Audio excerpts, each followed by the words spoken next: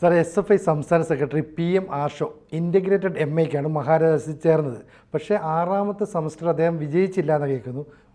PGക്ക് ചേർന്നു എന്നും കേൾക്കുന്നു. വലിയ വിവാദമായി മാറുന്നുണ്ട്. എന്താണ് ഇതിൻ്റെ വാസ്തവം?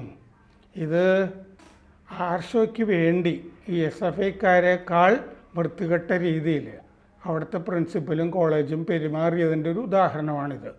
അതായത് ഇൻ്റഗ്രേറ്റഡ് MA എന്ന് പറയുമ്പോൾ ഇടയ്ക്ക് വെച്ച് BA, അത് കഴിഞ്ഞ് MA, അത് BAക്കുള്ള മാർക്ക് കിട്ടി പാസ്സായി കഴിഞ്ഞാൽ, അതായത് 6ാം സെമസ്റ്ററിൽ വെച്ച് ഡിഗ്രി തീരുകയാണ്. 7 മുതൽ MA PG തുടങ്ങുകയാണ്. അതാണ് ഇൻ്റഗ്രേറ്റഡ് MA എന്ന് പറയുന്നത്. ഇയാൾ ഇൻ്റഗ്രേറ്റഡ് MA ആർക്കിയോളജിക്കാണ് ചേർന്നിരിക്കുന്നത്.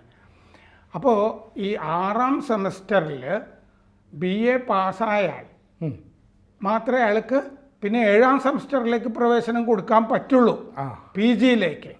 ഇവിടെ അതാണ് അട്ടിമറിച്ചിരിക്കുന്നത്.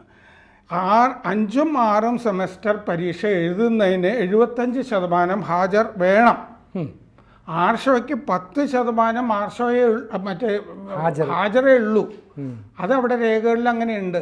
അപ്പം സ്വാഭാവികമായി തന്നെ ഇയാൾക്ക് 6ാം സെമസ്റ്ററിൽ പരീക്ഷ എഴുതാൻ പറ്റില്ല, യോഗ്യതയില്ല. 6ാം സെമസ്റ്റർ ഡിഗ്രി പാസ്സാകാനുള്ള 6ാം സെമസ്റ്റർ എഴുതാനുള്ള യോഗ്യത അയാൾക്കില്ല, അർഹതയുമില്ല. അപ്പം മഹാരാജാസുകാർ കോളേജുകാർ എന്താണെന്നറിയോ ചെയ്തിരിക്കുന്നത്? 6ാം സെമസ്റ്ററിന് പരീക്ഷ ആരും എഴുതാതെ 7ാം സെമസ്റ്ററിലേക്ക് എല്ലാവരെയും അങ്ങ് പാസ്സാക്കുകയാണ് ചെയ്തത്. പോലെ ഒരു കാര്യമാണ് ചെയ്തിരിക്കുന്നത്. അതാണ് ഒരു മഹാരാജാസ് കോളേജിൽ ഓട്ടോണമസ് കോളേജ് ആയതുകൊണ്ട് എല്ലാം അവിടെ തന്നെയാണല്ലോ തീരുമാനിക്കുന്നത്. അതുകൊണ്ടാണ് ഈ വൃത്തികേട് ചെയ്തിരിക്കുന്നത്. BA പരീക്ഷ പാസ്സാകാതെ ഇയാളിപ്പോൾ MA ക്ലാസ്സിൽ പഠിച്ചുകൊണ്ടിരിക്കുന്നു. ഇതിനെ ചോദ്യം ചെയ്തുകൊണ്ട് ഇപ്പോൾ ഗവർണറുടെ മുമ്പിൽ ഒരു പരാതി വന്നിരിക്കുന്നു. അപ്പോൾ സർക്കാർ നിയന്ത്രണത്തിലൊക്കെയാണ് മഹാരാജാസ്. SFIക്ക് വലിയ സ്വാധീനമുള്ളതാണ്. അതുകൊണ്ട് ഈ കോളേജ് അധ്യാപക സംഘടനയുണ്ടല്ലോ, അതുമൊക്കെ ഈ SFIയുടെ പരിധിയിലാണ്.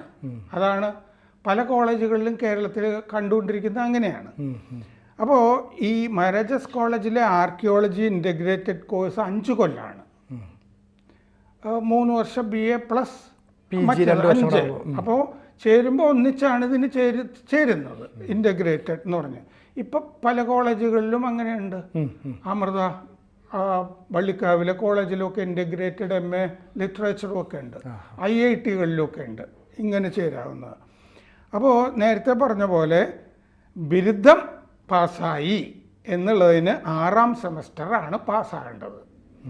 അത് അങ്ങേര് പാസ്സായില്ല. എന്നിട്ട് PGക്ക് ചേരുന്നത് 7ാം സെമസ്റ്ററാണല്ലോ, PGയിലേക്ക് കടക്കുന്നത്. അതിലേക്ക് പ്രവേശനം കൊടുത്തു ഈ പാസ്സാക്കാതെ. 5ഉം 6ഉം സെമസ്റ്റർ പരീക്ഷ എഴുതാൻ തന്നെ 75% ഹാജർ വേണം. അത് 6അല്ല 5ൽ തന്നെ അങ്ങനെയാണ്. 5ാം സെമസ്റ്ററിൽ മുതൽ തന്നെ കർക്കശനമാവുകയാണ് 75% എന്ന് പറഞ്ഞിട്ട്. ആർഷോയ്ക്ക് 10% മാത്രമേ ഉള്ളൂ. ഒരു വ്യവസ്ഥയും കൂടി ഉണ്ട്. Credit സിസ്റ്റമാണല്ലോ semester. 120 ക്രെഡിറ്റ് ഇയാൾക്ക് കിട്ടിയിരിക്കണം 6ാം സെമസ്റ്ററിൽ. ആ 120 ക്രെഡിറ്റ് കിട്ടിയാലേ 7ാം സെമസ്റ്ററിലേക്ക് കടത്തി വിടുള്ളൂ, PGയിലേക്ക്. ഇയാൾ 6ാം സെമസ്റ്റർ പരീക്ഷ എഴുതിയിട്ടേ ഇല്ല ആർഷോ. പിന്നെ എങ്ങനെയാണ് ക്രെഡിറ്റ് കിട്ടുക? അപ്പോൾ ക്രെഡിറ്റിൻ്റെ കോളത്തിൽ 0ആണ്. 120 ക്രെഡിറ്റ് വേണ്ട സ്ഥലത്ത് ഈ 120ൻ്റെ അവസാന അക്കമുണ്ടല്ലോ 0, അത് മാത്രമേ ഇയാൾക്ക് കിട്ടിയിട്ടുള്ളൂ. ക്രെഡിറ്റ് ഇല്ല, ഹാജറില്ല. ഇങ്ങനത്തെ ഒരാളെ വീട്ടിലേക്ക് പറഞ്ഞു വിടുക എന്നുള്ളത് മാത്രമേ കോളേജിന് ചെയ്യാനുള്ളൂ. പിന്നെ അവിടെ ഒന്നും ചെയ്യാനില്ല. എന്നിട്ട് ആർഷോയ്ക്ക് പ്രിൻസിപ്പൽ നിർദ്ദേശിച്ചിട്ടാണ് ഇൻ്റഗ്രേറ്റഡ് PG, ഈ PG ക്ലാസ്സിൽ 7ാം സെമസ്റ്ററിലേക്ക് പ്രവേശനം കൊടുത്തിരിക്കുന്നത്. പ്രിൻസിപ്പലിൻ്റെ നിർദ്ദേശം അങ്ങനെ ഉണ്ട് എന്നാണ് പറയുന്നത്. ഇതിനു മുമ്പ് ആർഷോ ഇതുപോലെ ഒരു കുഴപ്പപ്രവേശനത്തിൽ SFIക്കാരനെ പ്രതിരോധിച്ചതായിട്ട് ഓർക്കുന്നുണ്ടല്ലോ. അത് പുള്ളി പിന്നെ ഇത്തവണത്തെ ആർഷോയുടെ സ്വന്തം വൃത്തികേടിന് മുൻകാല പ്രാബല്യം കിട്ടാൻ വേണ്ടി ചെയ്തതായിരിക്കും. കായംകുളം MSN കോളേജ്, നങ്കാരകുളങ്ങരയില്ല, കായംകുളം MSM കോളേജിൽ BCom പാസ്സാകാതിരുന്ന ഈ SFI പ്രവർത്തകൻ നിഖിൽ തോമസിൻ്റെ കേസ്. ആ നിഖിൽ തോമസിന് MCom പ്രവേശനം നൽകിയതിന് സമാനമാണ് ഇപ്പോഴത്തെ അവസ്ഥ. അന്നും ഈ നിഖിൽ തോമസ് ഡിഗ്രി പാസ്സായിരുന്നില്ല. ഡിഗ്രി പാസ്സായില്ല. എന്നിട്ട് കലിംഗ യൂണിവേഴ്സിറ്റിയിൽ നിന്ന് ഒരു കലിംഗ യൂണിവേഴ്സിറ്റിയിൽ നിന്ന് ഒരു വ്യാജ സർട്ടിഫിക്കറ്റ് ഇവിടെ ആർക്കോ കായംകുളത്തെ പൈസ കോഴ കൊടുത്തിട്ട് വ്യാജമായിട്ട് ഫോട്ടോഷോപ്പിൽ ഉണ്ടാക്കിയ ഒരു അതെ കൊമേഴ്സിലെ HODക്കൊക്കെ അറിയാമായിരുന്നു, എന്നിട്ടും അത് മറച്ചു വെച്ചു. സാറ് പറയുന്ന പോലെ ഈ അധ്യാപക സംഘടനകൾ CPM-നെ അനുകൂലിക്കുമ്പോൾ അവർ ഈ വിദ്യാർത്ഥി സംഘടനയെ SFI-ക്കാർക്ക് വേണ്ടിയിട്ട് എന്ത് വഴിവിട്ട പ്രവൃത്തിയും ചെയ്യുന്നു. അതെ, ഇതൊക്കെ ഈ പഠിത്തം എന്ന് പറയുന്നത് മെറിറ്റിൻ്റെ അടിസ്ഥാനത്തിലല്ലേ ചെയ്യുന്നത്. അതെ, മെറിറ്റോടുകൂടി ഈ ഡിഗ്രി പാസ്സാവുക, ഗ്രേഡ് കിട്ടുക, ഹാജരുണ്ടാവുക, വീട്ടിൽ നിന്ന് മര്യാദയ്ക്ക് പഠിച്ച് വരാനാണല്ലോ രക്ഷകർത്താക്കൾ. ആർഷോയുടെ കാര്യമല്ല ഞാൻ പറഞ്ഞത്, ഈ മര്യാദക്കുള്ള വിദ്യാർത്ഥികളുടെ രക്ഷകർത്താക്കൾ വിടുന്നത് എല്ലാ ദിവസവും ക്ലാസ്സിൽ പോയി പഠിക്കാനാണ്. പ്രത്യേകിച്ച് ഈ ആർക്കിയോളജി പോലൊരു വിഷയം KK മുഹമ്മദിനെ പോലുള്ള ആളുകളൊക്കെ ഉണ്ടായിരുന്നതാണ്, റാങ്കുകാരും ഒക്കെ. അതിലാണ് ഈ ചരിത്രബോധമോ ഇതൊന്നും ഇല്ലാത്ത ഈ ആർഷ വന്ന് ചേർന്നിരിക്കുന്നത്. അത് തന്നെ എങ്ങനെയാണ് പ്രവേശനം നേടിയത് എന്നുള്ളതിനെ പറ്റിയൊക്കെ തന്നെ സംശയങ്ങളുണ്ട്. അപ്പോൾ അന്ന് ആർഷ ഈ നിഖിൽ തോമസിനെ പ്രതിരോധിച്ച് സമ്മേളനങ്ങളൊക്കെ നടത്തിയിരുന്നു. അയാൾ SFIയുടെ അന്നേരം ജില്ലാ കമ്മിറ്റി അംഗമോ മറ്റോ ആയിരുന്നു ഈ നിഖിൽ തോമസ്. അന്ന് ആർഷോയാണ് മുന്നിൽ നിന്നത്. അതെ, ഇയാൾ ഇങ്ങനെയല്ല ചെയ്ത്, അങ്ങനെയല്ല, അയാളുടെ കയ്യിൽ ഡിഗ്രി സർട്ടിഫിക്കറ്റ് ഉണ്ട്, നിങ്ങൾ എന്താണ് ഇത് പറയുന്നതെന്നൊക്കെ ചോദിച്ചു. അതെ അതെ എന്ന് ചോദിച്ചിരുന്നു. എന്നിട്ട് സർവകലാശാല അന്വേഷണം നടത്തി. നിഖിൽ തോമസിൻ്റെ ഇനിയുള്ള തുടർ പഠനം സ്ഥിരമായിട്ട് വിലക്കുകയാണ്. അങ്ങനെയാണ് തീരുമാനം ഉണ്ടായത്. കാരണം നമ്മുടെ VC കേരള VC കുന്നുമ്മൽ മോഹൻ അതിലൊരു സ്റ്റേണായ പൊസിഷനൊക്കെ എടുത്തിരുന്നു. ഈ കോളേജിലെ പ്രിൻസിപ്പലിനെയും സ്ഥാനത്തുനിന്ന് തെറിപ്പിച്ചിരുന്നു ഈ യൂണിവേഴ്സിറ്റി ഇടപെട്ട്, VC ഇടപെട്ടിട്ടായിരുന്നു. കാലടി സംസ്കൃത സർവകലാശാലയിൽ കഴിഞ്ഞ കൊല്ലം BA പാസ്സാകാത്ത 6 SFI വിദ്യാർത്ഥികൾക്ക് MAക്ക് പ്രവേശനം നൽകിയിരുന്നു. എന്നിട്ടത് റദ്ദാക്കിയിരുന്നു ഇതുപോലെ പരാതി ഉണ്ടായപ്പോൾ. BA പാസ്സാകാത്തവർക്ക് MA. ഇതൊക്കെ ലോകത്ത് ഇവിടെ അല്ലാതെ എവിടെയാണ് നടക്കുക? ജൂണിന് മുമ്പ് മഹാരാജാസ് കോളേജിൻ്റെ കാര്യത്തിലേക്ക് തിരിച്ചു വന്നാൽ, ജൂണിന് മുമ്പ് എല്ലാ പരീക്ഷകളും നടത്തി ബലപ്രഖ്യാപനം പൂർത്തിയാക്കിയിരിക്കണം എന്ന് സർക്കാർ നിർദ്ദേശമുണ്ട്, വ്യവസ്ഥ. ജൂണിന് മുമ്പ് എല്ലാ പരീക്ഷയും നടത്തിയിരിക്കുക. ഇത് അനിശ്ചിതമായിട്ട് നീണ്ടുപോകാനൊന്നും പറ്റില്ല. അപ്പോൾ ആർഷോ പഠിക്കുന്ന ആർക്കിയോളജി ബിരുദ പരീക്ഷ ഒഴിച്ച്, ആർക്കിയോളജി ബിരുദം 6ാം സെമസ്റ്റർ ഒഴിച്ച് ബാക്കി എല്ലാ പരീക്ഷകളും കോളേജ് കൃത്യമായിട്ട് നടത്തി. ഈ ഒറ്റ പരീക്ഷ മാത്രമാണ് നടക്കാൻ. ജൂണിന് മുമ്പ് ബാക്കി എല്ലാ പരീക്ഷയും നടത്തി. എന്നിട്ട് ആർക്കിയോളജി 6ാം സെമസ്റ്റർ പരീക്ഷ അതിൻ്റെ ഫലം ഇല്ലാതെ 6ാം സെമസ്റ്ററിലെ എല്ലാ വിദ്യാർത്ഥികളെയും 7ാം സെമസ്റ്ററിലേക്ക് പ്രവേശിപ്പിച്ചു. അത് നമ്മൾ നേരത്തെ പറഞ്ഞു, ഓൾ പ്രൊമോഷൻ പോലൊരു പരിപാടി. അപ്പോൾ ആർഷോയും കടന്നുകൂടുകയാണല്ലോ. ബലപ്രഖ്യാപനം ഇല്ല 6ാം സെമസ്റ്ററിൻ്റെ പരീക്ഷ.